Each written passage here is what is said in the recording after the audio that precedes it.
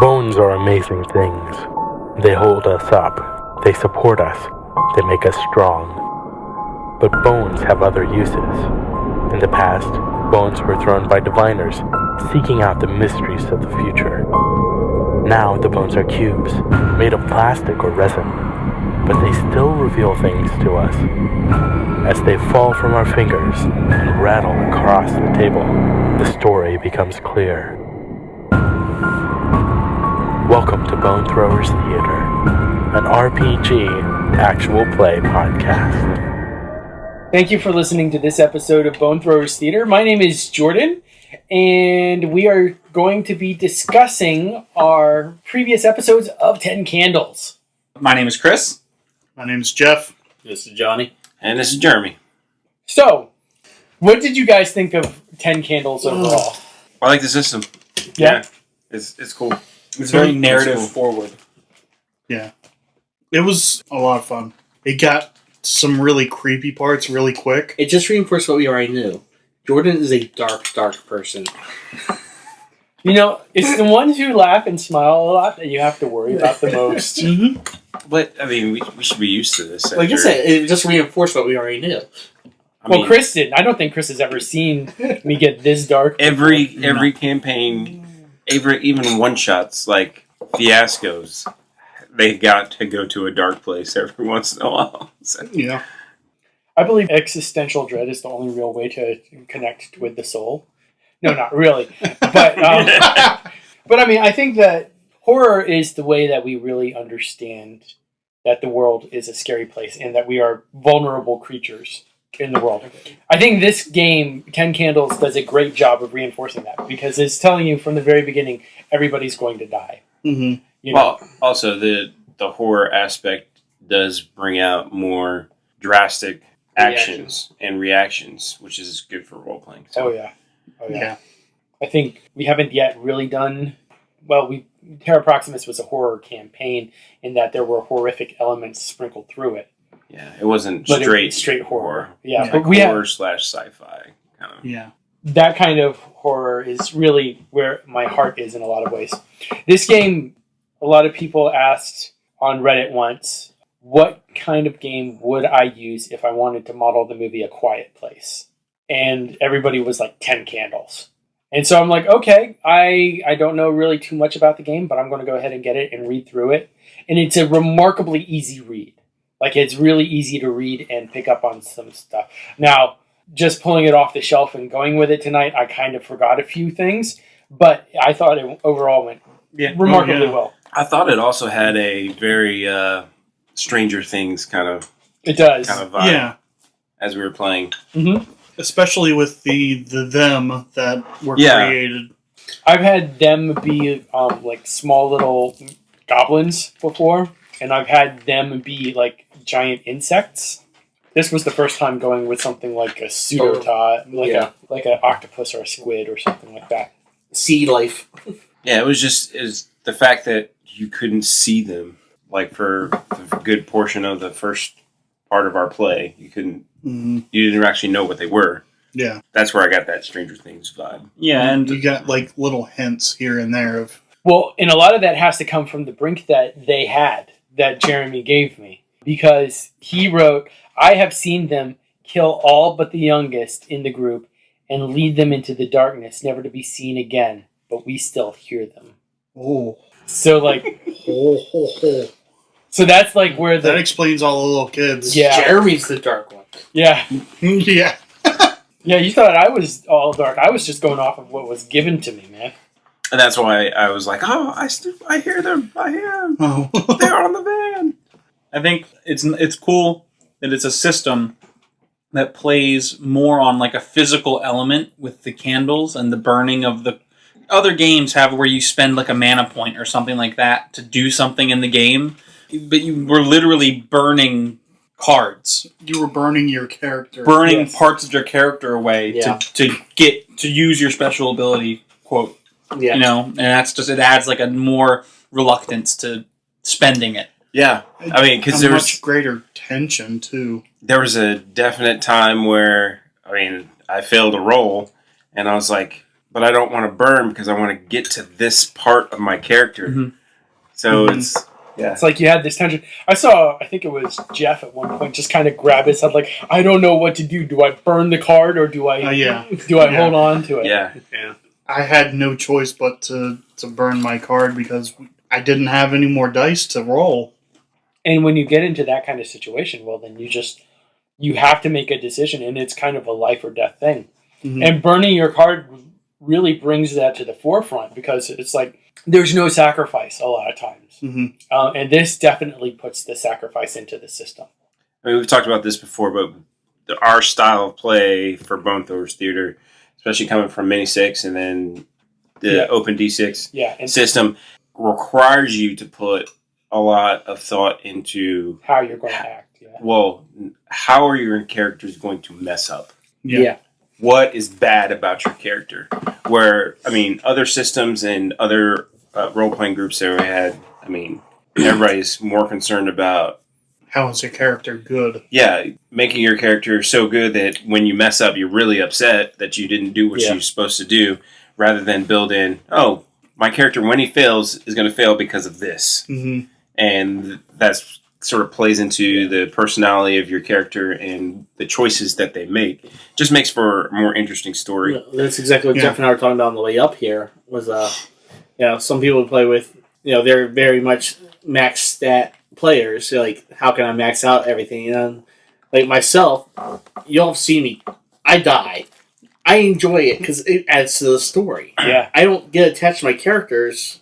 I get attached to a story. And I think that's one thing that's really good about the one-shots is that we can explore a character in their worst moment and allow that death without feeling like it's going to come to a dead end. Mm-hmm. Not to leave Chris too much out of the conversation, but when your chimney sweep, Michael Byram, when he died, that closed off so many open doors. Like, because he had all these contacts and he was working like to infiltrate this one particular area, and then he died, and it's like, well, that part of the story is no longer going to be important. But then my new character brought unity to the rest of the group because they all hated his guts. Exactly. Yeah. Anyway, getting back to this game, I really loved how you guys got into the first thing you did was you're sitting down in the conference room and you're just going at it, hammer and tongs. Well, who do we need? What do we need? What's going on? And it didn't take a lot to start shoving you towards the brink. It's like, the phone rings. We're out of security guards. Well, it's because at the point where our characters started off, they were already near the brink. Right. Yeah. I mean, that's the way that it was set up, is that it's Problems not too already far to go freak out and it's not like we have months to plan. We have hours to plan. Yeah. And the hours dropped to minutes rapidly. It was fun. Yeah.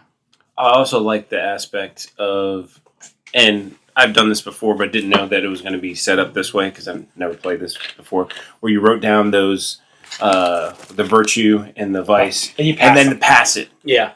So I really like that. And it worked well because he didn't tell us beforehand that we were going to pass it. Because I wrote virtues, and I started building a character in your mind around those virtues, and then he was like, "Oh, pass them," and I was like, "Okay." Exactly. I deliberately don't tell people because I want to crush their hopes before the game even begins. As I was writing it down, I was like, "Oh, I know how I can use this vice. I know I can use this vice. Pass it. Oh no. Okay. How do I do this?" But I thought that the everything kind of clicked together really nicely. Like lazy leadership. Yeah. As a senator, yeah. There we go. That's why I had I was most impressed with Chris's, where it was Senator Brightburn. Yeah, Senator Brightburn, because he had compassionate and callous. So he had to flip from both extremes. Yeah, that's how I kind of decided on senator. I was like, oh, it's a politician who's like, bright and cheery when he's getting the vote, but really he's not like that. The reason he's bright and cheery is that he's burning on the inside. Yeah. See, that wasn't even where I was going, but it works. Yeah. So I had written callous down, and I was like, yes, I'm gonna know how to do this. And I was like, pass it. I was like, all right, fine, here we go. My job as the GM is to make your life miserable. And if that means making you give up parts of the characters that you wanted to keep for yourself, well, so be it. Well, no, I mean, I'm not complaining. Oh, no, I know. I'm just saying. It just alters the way you were planning. Yeah. Which I think we can do with this group because We're flexible enough. Become accustomed to it. Mm. Where, I mean, I know some players that... The idea that if something bad happens to their character... They get really mad. Like, we played a Shadowrun campaign, and the GM, he pretty much says, all right, you find this weapons cache kind of thing. You can make up any weapon that you want kind of thing. And so we made up these things. Fantastic weapons. And then he says, like, you can use it, you can have this weapon, you can use this weapon. But each time you use it, you roll a die, and something bad may happen. And this one character made this uber weapon, and then the first time he used it, had a horrible roll on his chance roll or whatever, and GM was like, you lose your arm. And that player still, if you talk to him today, is still upset about his character losing his arm. That was like, what, 8 years ago? Oh, this is much longer than 8 years that's ago. true, yeah. It's kind of like when I played... It was pretty BA character still, though. It was 8 years ago last time he played that character. Oh, yeah. So when my first time role-playing with Johnny was like a Star Wars... That's the Wookiee bar. No, well, it wasn't even the Wookiee bar. It was... I was playing a Grand Jedi apprentice. My character had been extremely isolated, and he was part of a herd culture. So I walk into a library full of Jedi, and Johnny makes me do a force roll. I like to see... Force check, force check. And I failed the force check. So he's like, okay, well, you go to the dark side. And I'm like, but I just walked into a room. And I still gave him quite a bit of grief of that for years. Oh, yeah. You know, because that character wound up lobotomized and sitting in the bottom of the Jedi Temple drooling. But that's what they do. It's what they do. But I wanted to ask you about that, Chris, because this was your first time playing with this group of people. And you and I we've done some role playing together before, but not a lot. I know it could be a little intimidating to come into a group for the first time. How did you? Well, I mean, you never know what to expect, but I found it to be like everyone here is ready to embrace role playing. Yeah, and that's what I've liked doing, playing this kind of game, and so it made it easy to go, oh, I can be who I like to be in this kind of game because everyone else is there. Yeah. You know, no one likes playing the game where they have to drag everybody else along because no one wants to talk. And I've been on both ends of that, actually, where I've been the driving force of the campaign and also the dragging point of the campaign. Yeah. Master Willis. Well, Willis Masters, but also his current character, Jared Land, has a bit of an obstructionist viewpoint to him. And it was kind of hard to get him really engaged in the game for a while. But yeah, you know, and that's something that we've worked really hard as a group is like when we started to sit down to think about how to record games, we started playing stuff like Fiasco. Have you ever played that? I have not. Okay. Ooh, oh, yeah. Good. Well, too Good bad stuff. it's really late. Yeah. It's a long game. It's a long game. But if you like the role playing aspect of it, I mean, Yeah, there's no dice rolls. Pretty much, Okay. it's all improv. There's 3 dice rolls the entire game, and it's all of them. Wow.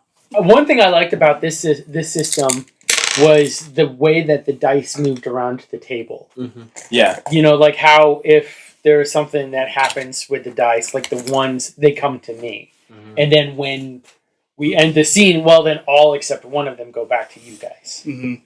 I thought that's one of the things that I think is really brilliant. That and the timekeeping with the candles. Yeah. And we nearly had some There's a couple that were almost out on their own. Yeah, I don't know how much we touched on that during the game, but I think it was mentioned once. But if a candle goes out by accident, it doesn't matter. It's out. Yeah. That's a scene lost. The time Jeff breathed at the beginning of the game and almost blew out all the candles. It was like, oh, Jeff. That's a short game. I'm getting tired, guys. Yeah, it's like the worst birthday cake ever. And then he found us like trying to prolong the game and like looking. And it's like There's one candle in front of me. As we're playing, Johnny and I are pointing to that candle. It's like, that candle's about to go out. That candle's about to go out. All right, blow out a candle. That's the one we're using because it's about to go out. It's really easy to see. It gives you a sense of urgency, too. Like, trying to figure out, oh, gosh, are we going to keep these candles going long enough to get what we want to accomplish done? Yeah. You mentioned that was some of the best rolling you'd seen. Because you said you'd never seen anyone actually get one of their hope die. Yeah. This was the first time I played. This was the third time that I played this game, and I think this is the first time that I've seen somebody get their hope die. So I think that overall, you guys were pretty hot on the dice. Which sounds pretty crazy when you consider like what all happened in the game, but it is what it is. Yep. I hope that the tentacles out of the butt. Oh gosh. I guess we got to talk about that because that was That was hilarious to me. It was funny. It was hilarious, Because but it was so gross. It and just like, came out ooh. of nowhere. As soon as you say, Jeff, you feel like you have to poop, I was like, oh no, this is gonna be awful. I thought I was just gonna like poop out all my guts and be dead. So I That's listened. what I thought too. I was. Nope. I was like, oh, he's got one of those things in him. It's gonna come out. I was reading an anthology of short stories last week, I think, called The Deep, and it's all about horror. It was all horror stories that were focused on the sea. And so one of the stories was called, literally, this was the title of it, Shit Happens. And it's all about this infection that's spreading from the sea into the land, where people on boats and everything are having massive cases of diarrhea, and then they become zombies. Yeah, diarrhea zombies. Yeah. They're the worst.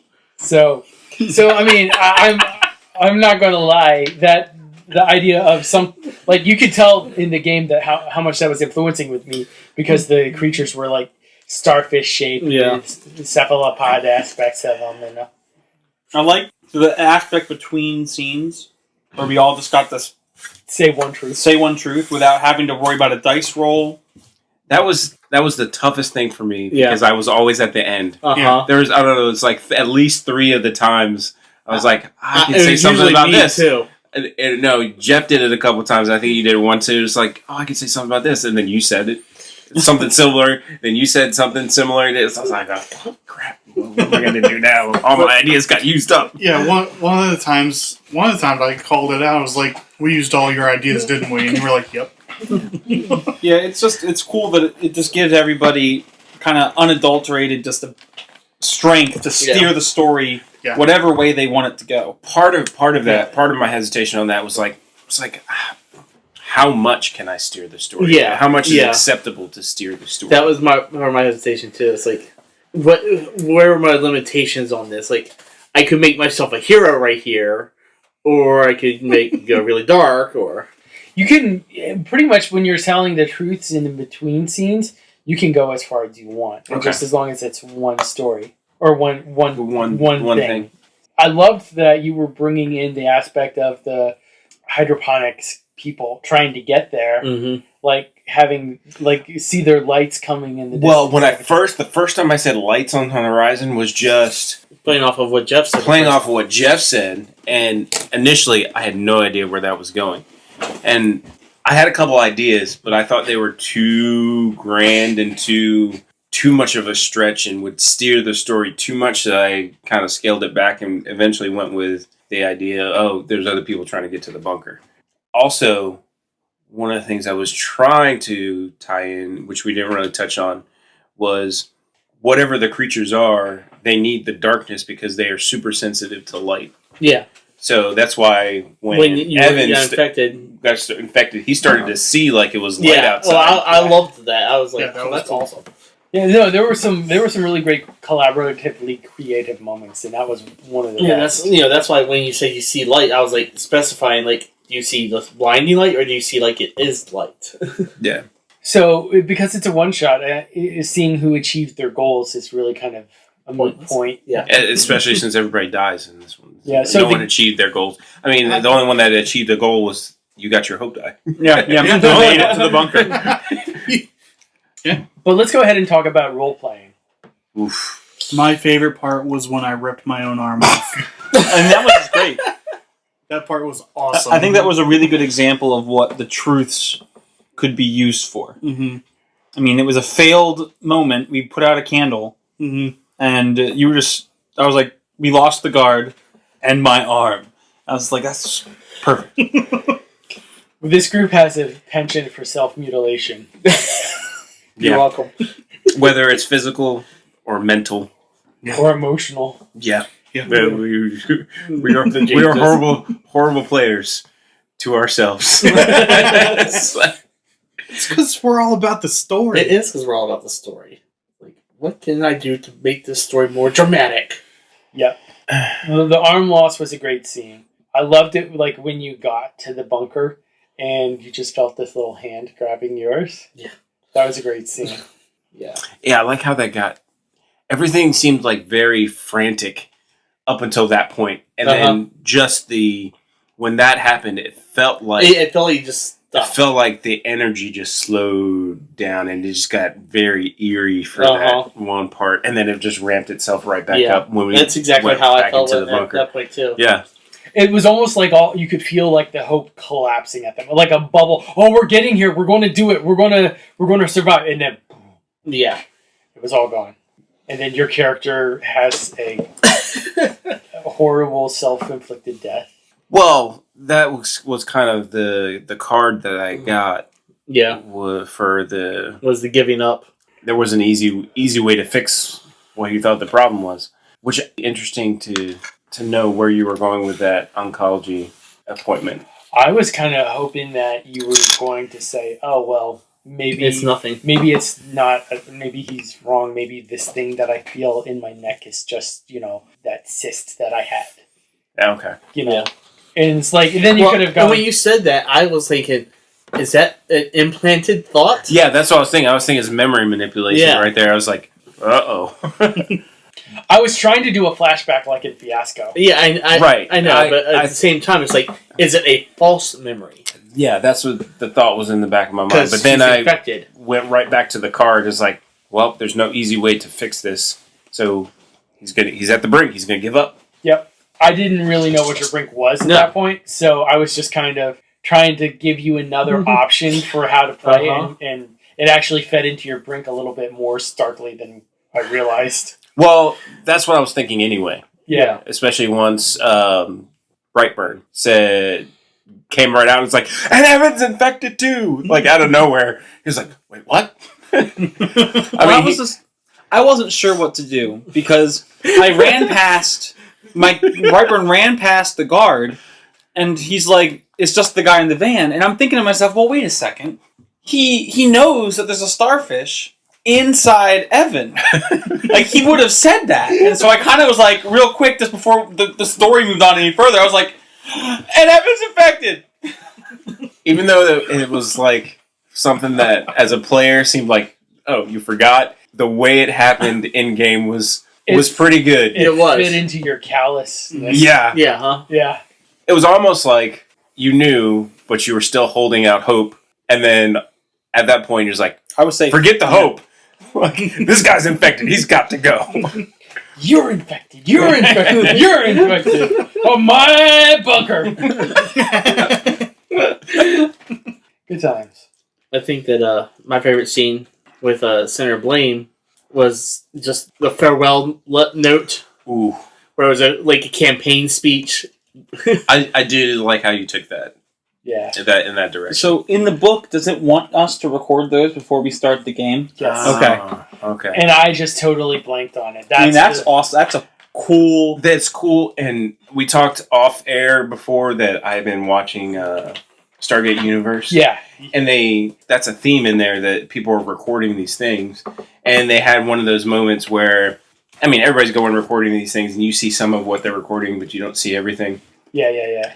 And then there's one episode where one of the main characters dies. And at the end of the episode, it closes off by showing what they had recorded about. And it was like, oh, man, that's like, boom.